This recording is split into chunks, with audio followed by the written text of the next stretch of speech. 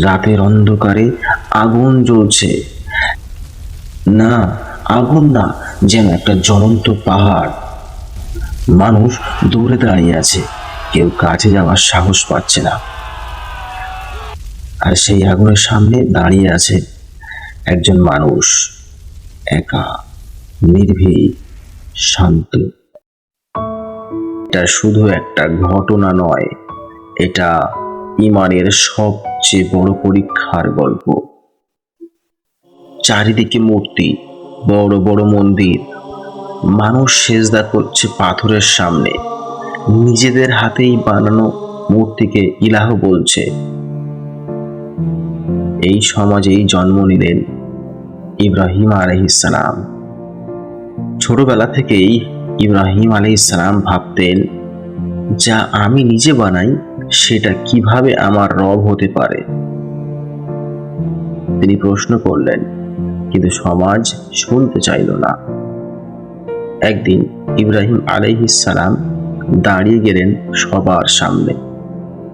তিনি বললেন, তোমরা কেন এমন জিনিসের ইবাদত করো যা শুনতে পায় না, দেখতে পায় না?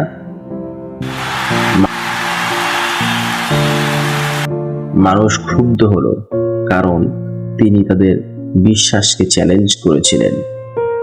এরপর একদিন সুযোগ এলো, সবাই উৎসবে বের হয়ে গেছে, মন্দির ফাঁকা।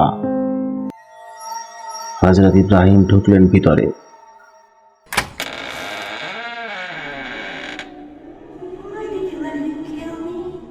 একে একে সব মূর্তি ভেঙে ফেললেন, শুধু বড় একটা মূর্তি রেখে দিলেন।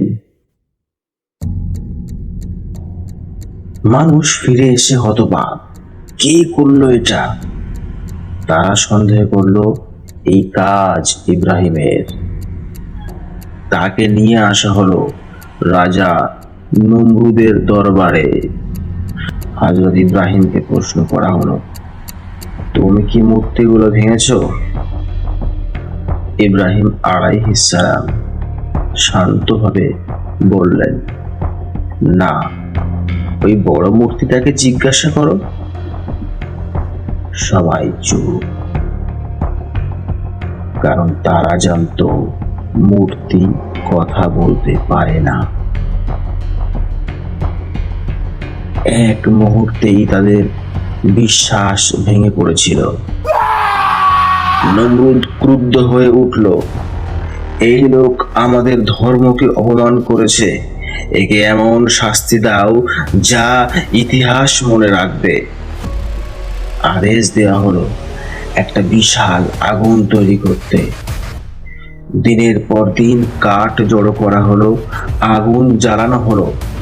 আগুন এত বড় হলো যে কেউ কাছে যেতে সাহস পায় না।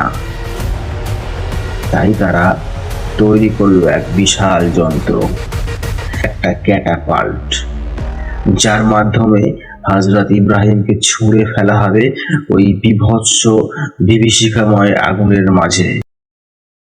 অবশেষে সেই দিনটি এলো। চারিদিকে মানুষ সবাই তাকিয়ে আছে। হযরত ইব্রাহিমকে বেঁধে ফেলা হলো। এমন সময় ফেরেশতা জিবরাইল চলে এলেন, জিজ্ঞাসা করলেন, আপনার কি কোনো সাহায্য দরকার?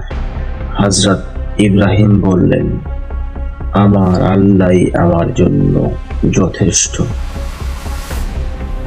তারপর তাকে ছুঁড়ে ফেলা হলো সেই আগুনে। ঠিক তখনই আল্লাহ আদেশ দিলেন, হে আগুন, তুমি ঠান্ডা হও, নিরাপদ হয়ে যাও ইব্রাহিমের জন্য।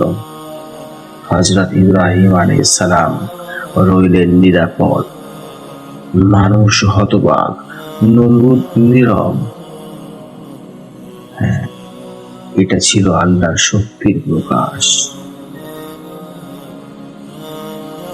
এভাবেই আল্লাহ সুবহানাহু ওয়া তাআলা তিনি তার বান্দাদেরকে সাহায্য করে থাকেন। যদি আমরা আল্লাহর উপরে পরিপূর্ণ ভরসা রাখতে পারি, আল্লাহ নিশ্চয়ই আমাদেরকে সাহায্য করবেন। যদি আপনিও ভরসা করতে পারেন, তাহলে আল্লাহ নিশ্চয়ই আপনার হাতটা ধরে নেবেন। ওয়াকাফা বিল্লাহি ওয়াকিলা।